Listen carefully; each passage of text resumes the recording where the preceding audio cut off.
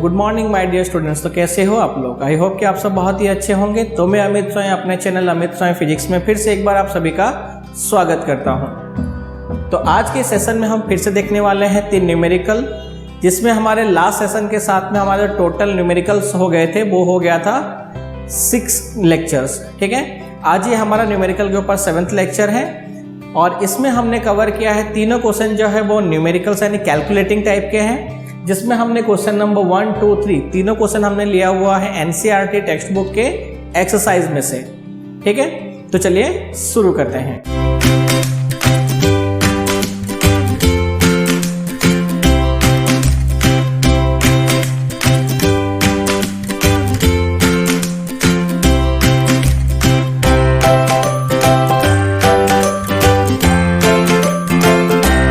First question, first में हमें कह रहा है कि a parallel plate capacitor with air between the plates has a capacitance of 8 picofarad. हमें कह रहा है कि एक पैरेलल प्लेट कैपेसिटर है, there is a parallel plate capacitor and air between the plates, means there is nothing between the plates, it means there is no dielectric substance between the plates. Clear? हमें कह रहा है कि एक parallel plate capacitor है जिसके बीच में हवा है। इसका मतलब हुआ कि इसके बीच में कुछ और नहीं है, इसका मतलब है इसके बीच में कुछ और नहीं है का मतलब कोई डाई इलेक्ट्रिक मटेरियल नहीं है। क्लियर हो गया? और इस समय इसका कैपेसिटेंस हमें दिया है, कितना है? 8 picofarad. Okay, so we are going to note down the value. We have the capacitance initially that is 8 picofarad, so 8 picofarad. तो हमें प्रारंभ में दिया था उसका मान 8 पिकोफैराडे, तो हमने उसको चेंज कर दिया है 10⁻⁻12 Faraday. Clear? Next, what will be the capacitance if the distance between the plate is reduced by half and the space between them is filled with a substance of dielectric constant 6। Next, now we are asking the value of capacitance of the capacitor with a dielectric material whose dielectric constant is 6. Clear? अब हमें कह रहा है कि इस capacitor का capacitance find करो जिसके अंदर एक 6 डाइलेक्ट्रिक कांस्टेंट के वैल्यू वाला एक मटेरियल को रखा गया। और उस टाइम पे क्या हुआ? At that time the distance between the 2 plate is also half. ठीक है, हमें कह रहा है कि उस टाइम पे उन दोनों प्लेट के बीच का डिस्टेंस भी क्या कर दिया गया है? हाफ कर दिया गया है। तो हम देखते हैं कि वैल्यू कैसे फाइंड करेंगे। सबसे पहले हम ले लेते हैं एज वी नो दैट करके, as we know that when air between the plates, हम जानते हैं कि जब हवा दोनों प्लेटों के बीच में हो तब C0 is equal to ε0 A by D. Clear? यहां पर हमें पता है ε0 क्या है? परमिटिविटी ऑफ वैक्यूम, है ना? ए क्या है? एरिया ऑफ द प्लेट्स, और डी क्या है? Distance between the plates. Clear? Okay, so इसको हम लेते हैं इक्वेशन 1। सो नाउ हमें डाइलेक्ट्रिक कांस्टेंट की वैल्यू दिया है, नोट कर लो K is equal to 6। So now the capacitance of the capacitor with dielectric material, तो मैंने एक डेरिवेशन करवाया था, क्या था वो? C dash is equal to C0 into K या K इंटू C0। तो K C0 की वैल्यू कितनी है वो तुम्हें दिया हुआ, तुम डायरेक्ट वैल्यू पुट कर दो तो कितना है, या फिर तुम इसको थोड़ा डिराइव करना चाहते हो तो तुम डिराइव भी कर सकते हो। ऐसे तो आंसर डायरेक्ट ही आ जाएगा एक लाइन में। ठीक है, अगर थोड़ा सा हम इसको सॉल्व करेंगे तो ये हो जाएगा epsilon into A by d dash. तो एप्सिलॉन की वैल्यू हो गई ε0 K, ए अपॉन डी डैश की वैल्यू हमें क्या दिया है? डिस्टेंस। तो डिस्टेंस कह रहा है कि वो हाफ कर दिया गया है, तो इनिशियल का हाफ है, तो आंसर हो गया 2 इंटू के ε0 A बाई डी। तो 2k ε0 A by d is equal to कितना है? C0। तो ये हो गया C0। कहां से आया? तो अब यहाँ पे लिख लेते हैं from equation 1 C naught is equal to epsilon naught A by d. ठीक है, समीकरण 1 से अप टू के की वैल्यू कितनी है 12 और सी नॉट की वैल्यू हमारे पास है ऑलरेडी पहले से 8 पिको फेराड है, सो 8 इंटू 10⁻⁻12। 12 कितना हो गया, तो सॉरी 6, तो 6 2 जा 12, तो ये हो गया 8 इंटू 10⁻12, तो आंसर हो गया 12 8 जा 96 पिको फेराड हो गया। सिंपल क्वेश्चन था, ज्यादा कुछ डेरिवेटिव भी नहीं था और उतना ज्यादा कॉम्प्लिकेटेड भी नहीं था, है ना। तो सिंपली हमने देखा क्या है, तो पहले हमने इनिशियल वैल्यू को नोट किया, फिर हमने सी डैश की वैल्यू फाइंड किया epsilon A by d dash करके, तो हमें फाइनल सॉल्यूशन मिल गया C dash is equal to 96 picofarad. Clear, तो जल्दी से इसे आप नोट कर लो। तो हम सेकेंड क्वेश्चन की तरफ चलते हैं। सेकेंड क्वेश्चन के अंदर हमें क्या दिया हुआ है, सेकेंड में हमें कह रहा है 3 capacitors each of capacitance 9 picofarad are connected in series. तो पहले हमें वही करना है फिगर, है ना। तो पहले हमारे पास 3 कैपेसिटर्स हैं, ये हो गया 3 कैपेसिटर, ये हो गया कोई एक V वोल्ट की बैटरी, ठीक है, और इन सब की वैल्यू है 9 पिको फेराडे। ठीक है, ये हो गया C1 C2 C3। तो हमें पहले क्या कह रहा है, what is the total capacitance of the combination. तो हम सिंप्लीफाइड करेंगे from the equation of series combination of capacitors। तो क्या होगा 1 upon C is equal to 1 upon C1 plus 1 upon C2 plus 1 upon C3। C1 की value 9, C2 की value भी है 9, C3 की वैल्यू भी है हमारे पास 9, सो 3 upon 9, तो हमें आंसर मिला C is equal to 3 picofarad. Clear, तो ये हमें मिल गया, पहला क्वेश्चन का हमें आंसर मिल गया है, जिसमें हमें पूछा था what is the total capacitance of the combination, यानी कि संयोग का कुल कैपेसिटेंस कितना होगा। ठीक है, सेकंड क्वेश्चन देखते हैं हम। सेकंड हमें कह रहा है what is the potential difference across each capacitor if the combination is connected to 120 volt supply. हमें कह रहा है कि अगर इस सप्लाई को 120 वोल्ट सॉरी एक कॉम्बिनेशन अगर 120 वोल्ट सप्लाई के साथ अगर जोड़ दिया गया है, तो हमें कह रहा है कि प्रत्येक में कितना होगा। तो आपको अगर याद होगा, हमने सीरीज और पैरेलल कॉम्बिनेशन ऑफ कैपेसिटर हमने देखा था, जो तुम आप इस आई बटन पे क्लिक करके भी देख सकते हो। हमने वहां पे क्या देखा था, हमने देखा था कि अगर अपने पास क्या है, अगर कैपेसिटर्स हैं जिसको हमें सीरीज और पैरेलल में कंबाइन करना है, तो सीरीज कॉम्बिनेशन के अंदर जो टोटल कैपेसिटर्स है उनके अंदर फ्लो होने वाले जो चार्जेस हैं, जो स्टोर चार्ज हो रहा है, वो कैसा होता है, वो इक्वल होता है, सेम होता है। रीजन क्या था, मैंने तुम्हें क्लियरली बताया था, क्योंकि एक जगह पे आके चार्ज रुक नहीं जाता है। एक प्लेट अगर नेगेटिव हो रहा है तो उसका ऑपोजिट प्लेट जब पॉजिटिव होता है, तो वो क्यों होता है, क्योंकि वहां से इलेक्ट्रॉन्स जो है वो ट्रैवल करते हैं। तो इस तरह से सीरीज कॉम्बिनेशन के अंदर जो सारे प्लेट्स हैं या जितने भी तरह कैपेसिटर्स हैं, उन कैपेसिटर में स्टोर चार्ज की जो वैल्यू होगी वो कैसी होगी, वो इक्वल होगी, यानी चार्जेस सेम होते हैं। लेकिन हमने देखा था कि यहाँ पे पोटेंशियल क्या होता है, जो पोटेंशियल डिफरेंस होता है प्लेट्स का वो डिफरेंट होता है।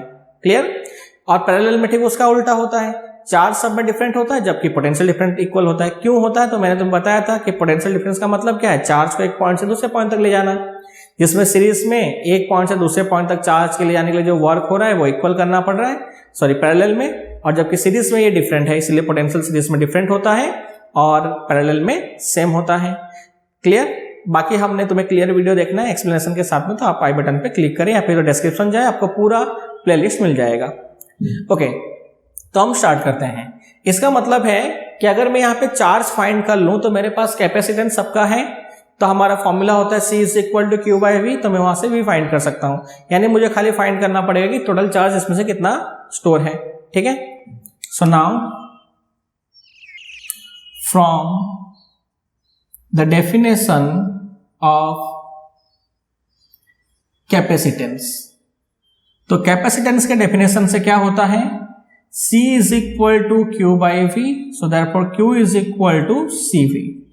Q कितना है, सॉरी C कितना अपने पास, तो हमारा रिजल्टेंट जो C आया टोटल वो आया 3 पिको फेराडे, तो 3 इंटू 10⁻⁻12, और पोटेंशियल हमें दिया हुआ है कितना है 120, तो 12 3 36, तो 360 इंटू 10⁻⁻12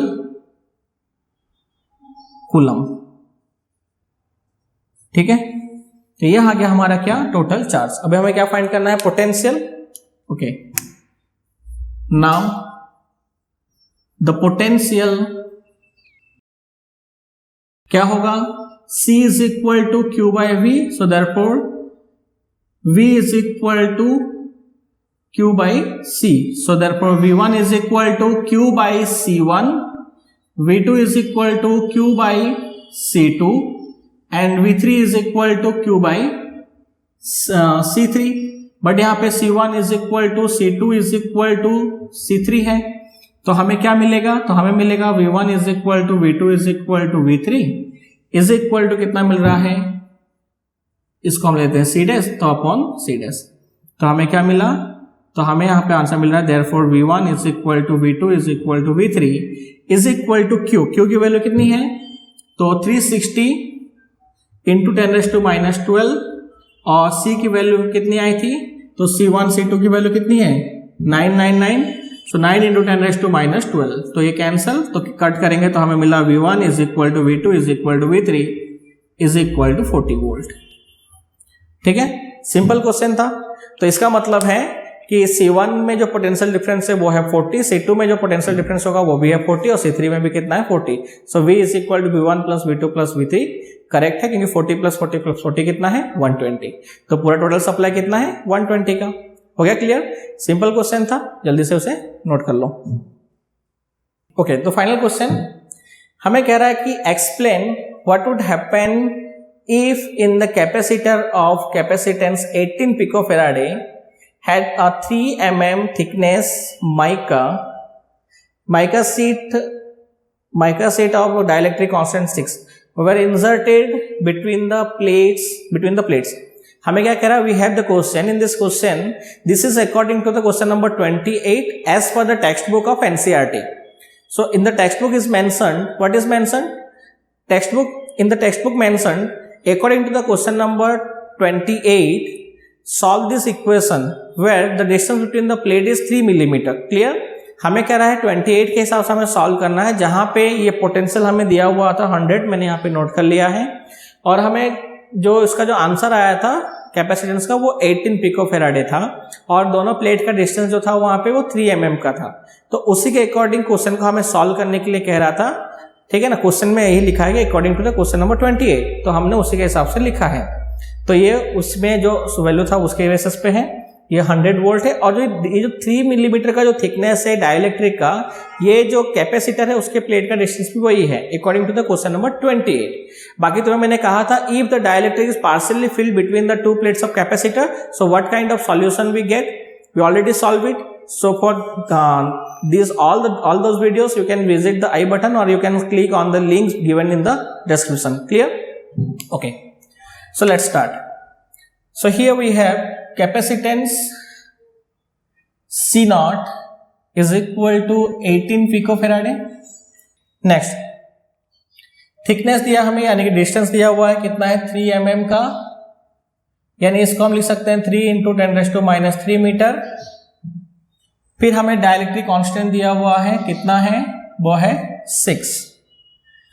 ठीक है, तो हम पहले देख लेते हैं क्या है। तो C dash is equal to, मैंने फॉर्मूला अभी कराया था K × C नॉट, तो डायरेक्ट लिख सकते हैं यहाँ पे K की वैल्यू है 6, C नॉट की वैल्यू है 18 पिकोफैराडे, तो हमें आंसर मिलेगा 108 पिकोफैराडे। ठीक है, और पोटेंशियल दिया हुआ है हमें कितना है 100 वोल्ट का, सो देयरफॉर द चार्ज कितना होगा Q इज इक्वल टू, या इसको Q डैश ले लेते हैं, तो आंसर हो जाएगा CV mean C dash into V, तो 108 इंटू V हो गया 100 इंटू 10⁻⁻12, सो आंसर हमें कितना मिलेगा 108 इंटू 10⁻⁻10 कूलम। सो देयरफॉर क्या हो रहा है, तो आपको यहाँ पे देखने को मिल रहा है, हमें पहला क्वेश्चन क्या पूछ रहा है, कह रहा है कि while the voltage supply remained connected, जब वोल्टेज सप्लाई कनेक्टेड है तो ऐसे कंडीशन में what would happen if the capacitor of the capacitor this thickness mica were inserted. हमें कह रहा है कि क्या होगा अगर प्लेट के दोनों के प्लेटों के बीच में अगर हम एक 3 mm के एक थिकनेस वाले डाइलेक्ट्रिक को इंसर्ट करेंगे तो जब वोल्टेज सप्लाई रहेगा तब क्या होगा। तो हमने सिंपली देखा जब वोल्टेज सप्लाई रहेगा, ठीक है, जब उसका हम 100 वोल्ट का जब सप्लाई पे कनेक्ट करे होंगे तब उसका जो कैपेसिटेंस है वो बढ़ जाएगा। कितना बढ़ गया? तो 108 पिकोफैराड बढ़ गया। क्यों बढ़ गया? उसमें स्टोर चार्ज भी बढ़ गया। समझ में ना, जो प्लेट पर जो स्टोर हो रहा है चार्ज, वो प्लेट की स्टोरेज कैपेसिटी जो है, चार्ज स्टोरेज कैपेसिटी, वो बढ़ गया। क्लियर? तो चार्ज बढ़ गया, ये बढ़ गया, लेकिन वोल्टेज वो है, रिमेन कांस्टेंट वोल्टेज है, क्योंकि उसको हमने सप्लाई किया है। पहला बात हो गया। सेकंड हमें कह रहा है जब क्या नहीं है, तो सेकंड कह रहा है after the supply was disconnected. जब सप्लाई को हम डिस्कनेक्ट कर देंगे, सप्लाई को जब हटा देंगे, तो ऐसे कंडीशन में क्या होगा? प्लेट का पोलराइजेशन होना बंद हो जाएगा, जिसके वजह से चार्ज अब सिर्फ किसके ऊपर है? तो जो चार्ज है वो कहां होगा? अब वो सिर्फ प्लेट पर है, लेकिन कैपेसिटेंस चेंज होगा नहीं। तो क्या है? नाउ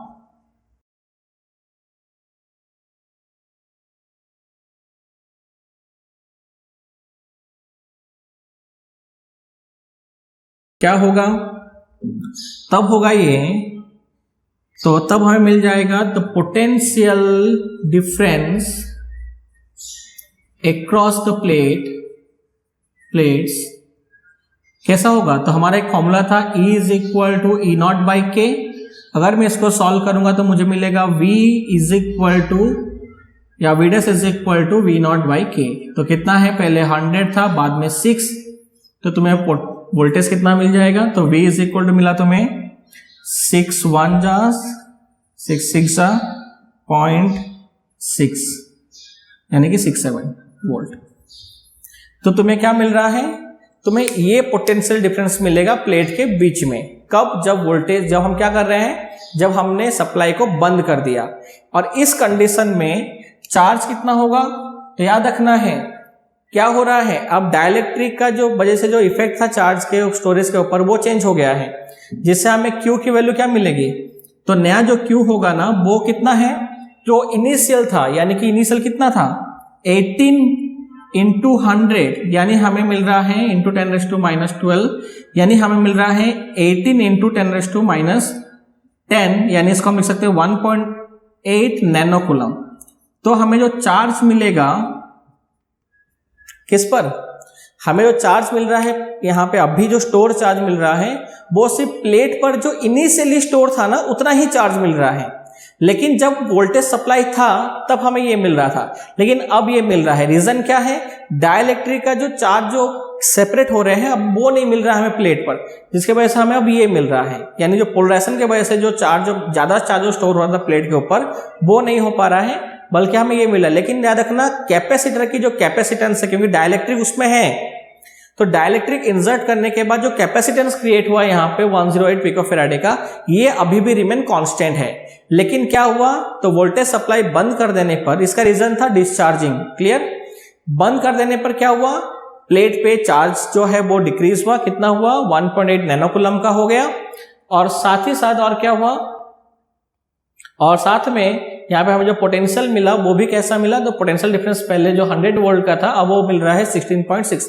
रीजन क्या है? तो सिंपल सा मैंने कहा, जब हम उसको हटा दिए तो वो उसे हम कहेंगे डिस्चार्जिंग कंडीशन, और ऐसे कंडीशन में हमें ये मिला।